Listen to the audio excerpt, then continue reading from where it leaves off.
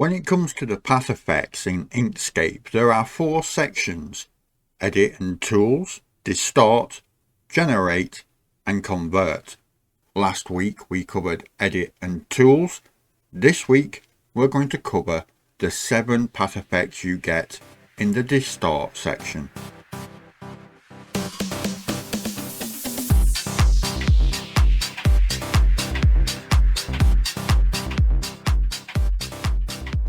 Hello my friends, welcome back to another Inkscape tutorial.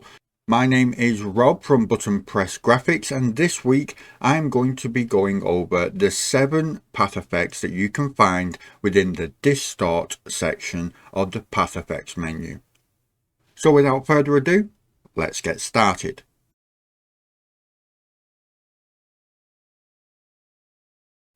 Now the first one that I wanted to cover is Bend. But in order to actually use any of these path effects, we need to open our path effects menu. You can find your path effects menu by going to Path and then scrolling all the way down until you get to path effects ... This will open your path effects menu up on the right hand side. Now in order to use Bend, we are going to need to have something that we want to bend. So for now, let's just create a rectangle with the Squares and Rectangles tool. And now with it selected, we're going to come to our path effects. Then from the drop down, we are going to select the first of the Distort path effects, which is Bend. Now while I am on the subject, I just wanted to give you a quick overview. These 4 icons here, you will see regularly across path effects. Now they are very simple to understand. This first one just means that you can edit all of the points and all of the different tweaks can be made on the canvas by using your Edit Paths by Nodes tool. So as you can see, we now have our bend line in the center. This is because we're editing on canvas. And as soon as I select it, this line in the middle turns green, allowing us to select it and move it around in any way that we want. Copy path simply means we can now copy the properties of the path effect that we are using and use them again for a different object. In reverse, this one just means that we can paste the path in any way that we want. So for this one, I will show you a quick example. If we come to our pen tool and say we did an S shape or a wavy form shape, something that looks like this, and then we were to Control and C to copy this onto our clipboard. Now when I come back to the path effect, if we was to select this button, let me just move it down so you can see, it will automatically copy the same path that we had copied onto our clipboard. Now you can make this shape any shape that you want, and this one will match it when you press this button. Alternatively, this one, copy from clipboard, is pretty similar. So if you create a shape that you want to actually copy, you can copy this shape as it is here onto the clipboard, and then it will use this shape for any future copies that you use when you select this button. Now I have gone over this in more detail with previous videos, so go and check them out if you want a more in-depth explanation on them. Now when it comes to this shape, going to our Edit Paths by Nodes tool and then editing on the canvas, we will get these 2 nodes in the middle. The left side is the start point, the right side is the end point. Now we can change the width as much as we want, and as you can see, that has a direct impact on what we are seeing on the canvas. So again, the blue highlighted box is where you started from, and then what you can see over the top is the changes that you have made. Now, as for these checkboxes, we can use the original path is vertical, and all that's going to do is switch it around 90 degrees and use the path going downwards instead of from left to right. But we can still, of course, bend it in the same way. Hide the width knot. As you can see, when you select it, this knot here will disappear. Now it's harder to see because it is a vertical line. So let me uncheck these, and then I'm going to just bend it ever so slightly. And then when I move this is going to control the width instead of using this box here. If we hide the width knot, that will get rid of it, and we can then just use this value here. Finally, when it comes to using the bend tool, you can select the nodes as you would normally do with the node tool, and you can adjust where it bends and how it bends. You can also double click anywhere on the green line to add a new node, so you can make whatever kind of bend you would like.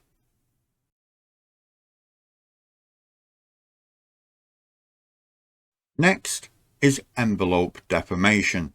Now this one is good when you want to wave something convincingly, like a flag or a ribbon or something along those lines.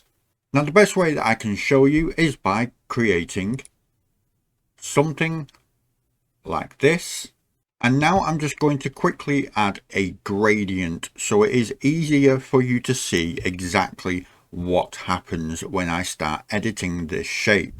Now as you can see, I've just added a quick gradient, and now I'm just going to add a couple of shapes in the middle so I can actually cut them out, and you can see exactly what happens to the core of the shape that you're editing. Now this is a cutout in the main shape. If I was to add a circle and drop this to the bottom, as you can see, it is completely see-through behind the blue shape. Now in order to use this, we again select it, go to our path effects and select envelope deformation. Now this will work in a similar way, and as you can see, we have them 4 different icons yet again. So this is why I went over what they all mean. Now with envelope deformation, what it's going to use is the top edge across here, the right side, the left side, and the bottom. Now what you can do, if we use this enable top and bottom paths and enable left and right paths, it is going to deform everything as one entire group. However, if we was to turn off left and right, for example, that means it will keep the left and right as straight as they possibly can be while deforming the top and the bottom parts. Now say this was a banner flapping in the wind, then in that case we would leave enable left and right paths. We would leave that unchecked but enable the top and bottom. Now for this, I'm just going to leave it this way around, and now we are going to come to our edit paths by nodes tool again. Now for these, this just means what you will be individually editing at any given time. We have the top, the right, the bottom and the left. Now of course we only want to edit the top and the bottom, so we're going to leave the left and the right alone. Now for the top bend path, we're going to select edit on canvas, and as you can see, if you look closely, there is now a green line going across the top. There's no way that I can thicken that up right now, so I'm sorry if you are having trouble actually seeing that, but there is now a green light between the top 2 nodes. Now this will work in exactly the same way as the bend path effect. So we can by all means double click in order to get a new node, or we can simply click and drag in order to bend it in any way that we want. So let's say we want to bend this down slightly and the top going up, so we get this wavy effect here. Now I'm going to go down to the bottom path. We will get the same thing, and we're going to bend down here and then up here. And what you might notice is the reason for me using this little cutout section here is so you can see, as I'm highlighting, you can see the blue highlight of where it started, and we can see the edits that we have made. So as you can see, these shapes in the middle have actually deformed along with the rest of the shape.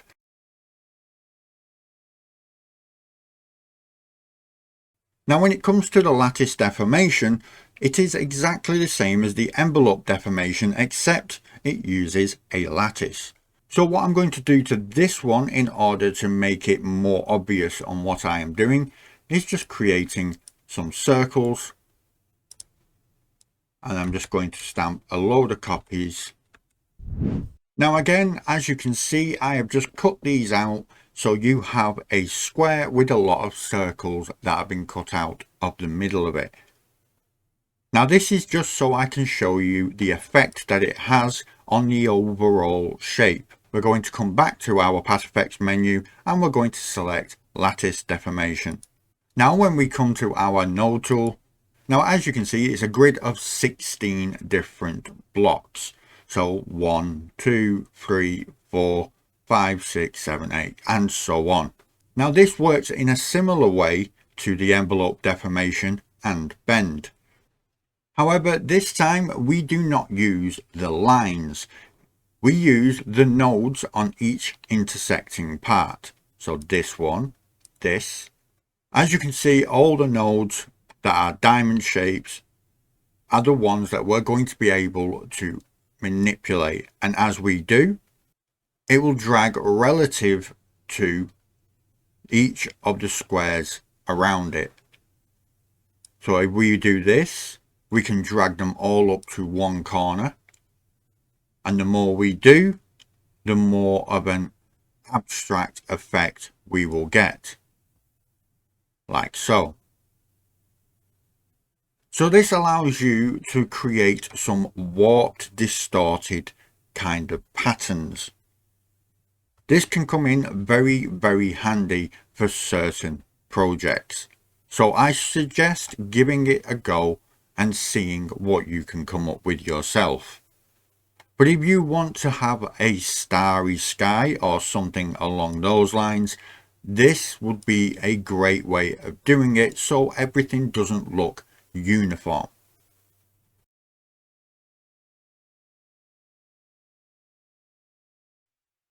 Next is pattern along path.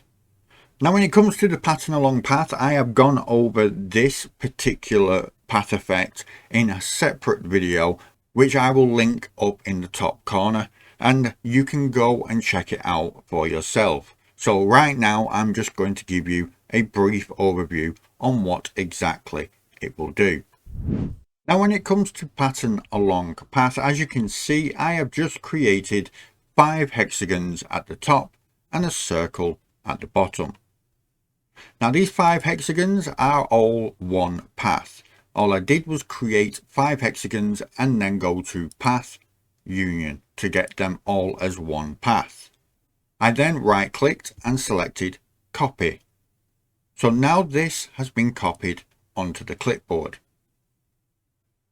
Now as for this circle, this is what I'm going to apply the path effect to.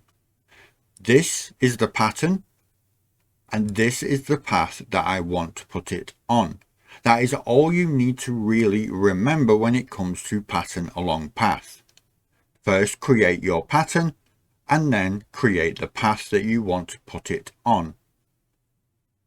So now with this one selected, I'm going to go to my path effects and select pattern along path. When you do, you'll get all of these options open, and again with these 4 different options. Now, of course, I am going to be editing this by using this button here because I created the pattern and I copied it onto the clipboard. So I'm going to select this option, which means link to the path on the clipboard. All of the 5 different pieces in this pattern have now been stretched into a circle because that's the path that I put them on. And with the pattern copies, you can have single stretched like I have right now, single, which means it will just wrap the same width around. We can have it repeated as stretched, or of course we can have repeated.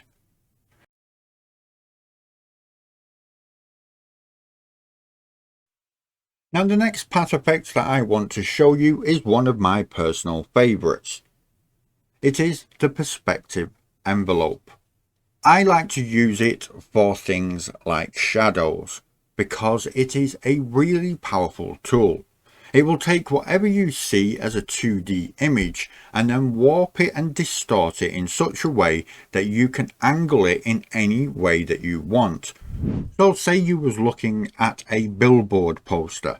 If you was looking at it straight on, it would be this kind of shape. However, if you was looking at it from across the street, you may realize that it would be more of an angle that looks like this. Well, perspective envelope allows you to do exactly that and line everything up within your shape that you would normally have to individually tweak. Now, I like to use it for shadows and things like that because it makes your life a whole lot easier. So let's take this circle for example.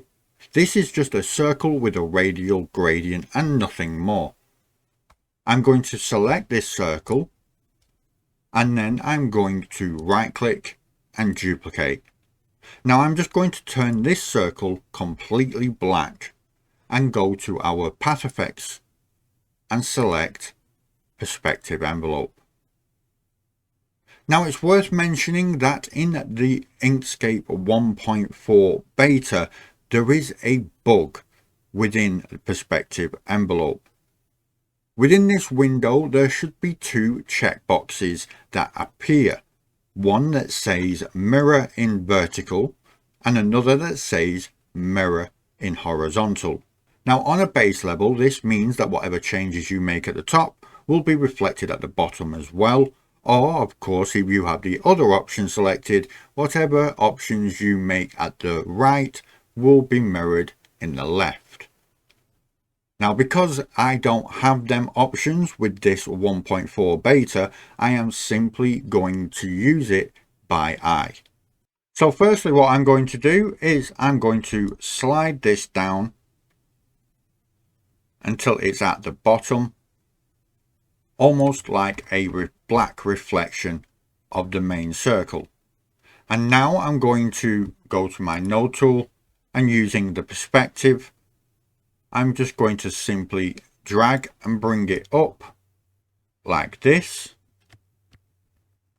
And of course I'm trying to get it as straight, but I am also trying to do it by eye, so it's not as easy as it would normally be. And there, with it looking like I want it to, I can now go to path, object to path. And now if I add a gradient onto this one, a linear gradient going from the top to the bottom, and then put a slight blur, we now have a more convincing shadow. Obviously this isn't looking great because I'm just rushing it just to show you exactly what it will do. But that is how the perspective envelope works.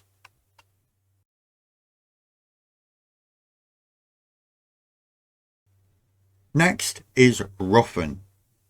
ROUGHEN is very, very useful. Last week we went over the simplify option. Simplify will smooth out jagged edges and get rid of a lot of the nodes that you might see while using the node tool. However, roughen will do the exact opposite. So let's go back to our path effects and select roughen. Now again, we are going to get a lot of different options, but as you can see, the circle has already roughened up around the edges. Now we can use these options here to tweak just how rough we want it to be. And if I keep increasing this, as you can see, it stops being more of a circle and starts being more of a jagged blob. So if I take that back down to say 1, we get a rough circle, but of course we have a lot of bumps. Displace will displace exactly where the bumps are coming from. So as you can see, it's almost trying to push from the left to the right. If I was to go up to say 5, it will be like it's being squashed to the right hand side. Like this. So it's almost like a fireball coming from left to right.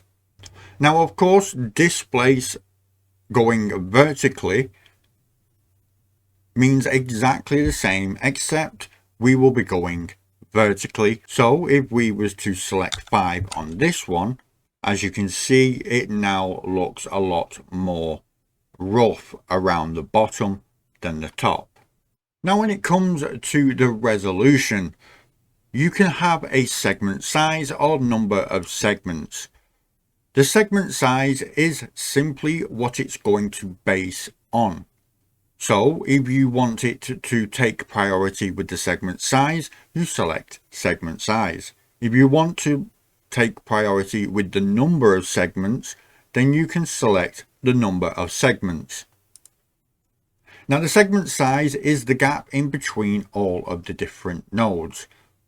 So if I was to finalize this, of course, with every single point and curve, there will be another node instead of just the 4 that we have by standard. Now, if we want our numbered segments to be more than 2, you can, of course, add more than 2. Say we go to 10, and then we decrease the segment size to 0.5. As you can see, that gives you a way more jagged feel around the edges, and all of the jaggedness are much more grouped together and closer.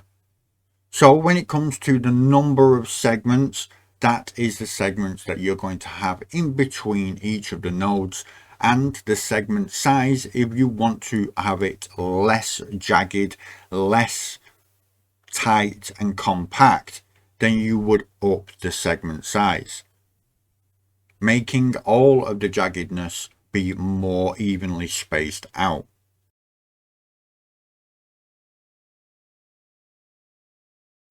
And finally, the last of the path effects to go over in today's video is transform by 2 points. Now this is one I see a lot of people getting confused with, but it really is simple. There is not much that you need to be confused by. I think it has a lot to do with the name, transform by 2 points. That's very nondescript unless you know exactly what it does. So here is exactly what it does. When it comes to placing things on a path, let's say we want to place this stroke and we want to have this end here connected to this point and this end connected to this point. If we was to move it down, even if we turned snapping on, it would snap there. But then if I wanted to move this point, as you can see, it will deform and it will not keep the same shape. Now there is only 5 nodes in between the start node and the end node. this will come into play as well. However, even if we use our select tool, we're still stretching it out, and that might not be what we want. We may want to keep the exact dimensions of this shape, but we want both of them connected, and if we was to tweak around, it can become quite difficult to get it exactly where we want without distorting what we have here. Well, that's where transform by 2 points comes into play. By selecting the shape that we want to put onto another shape, we can go to our path effects, transform by 2 points, and we will get this table open here. Now, I'm not going to go over every single option in this, but we will go over the basics. The knots, first and last, these are referencing the nodes in your path. So, as you can see, we have our start knot, end knot, aka our start node and end node. These at the moment are going to be the basis as signified by this blue line here as the start and end point that it is going to use for the editing. As you can see on the last knot, there is no more that we can add because there are only 7 nodes. 1, 2, 3, 4, 5, 6, 7. And of course, the first one we can't go any lower because there is no nodes lower than the first one. So if we was to deselect this, as you can see, the blue line is changing. So if we want to leave this section as an overhang here, then we can just use this as the start node and this one as the end node. But for now, I'm just going to use 7. Now select these nodes and drag them down with the snapping tool enabled to get it onto this node here for the other shape. And now we're going to move this one again. And there you go. We have now kept exactly the same dimensions, but we have linked them onto the end. That is pretty much how transform by 2 points works. Now, there is a lot more in depth that you can go with this tool, but for the most part, that is what you need to know. If you're trying to link 2 endpoints when it comes to your nodes, you can do that exactly like I have just done by using transform by 2 nodes. And that's it, my friends. That's how you use the distort section of path effects in Inkscape. Did you know that you can become a member of the Button Press Graphics YouTube channel? Well, now you do. You will get a lot of added benefits and you will directly support the channel, enabling me to make much better content in the future. Also, you can send in your artwork into the Creative Corner. This is a regular section where I will showcase your work in a future video. But for now, thank you so much for watching. I really do appreciate it. I'm going to bid you all a fond farewell, and I will see you next time.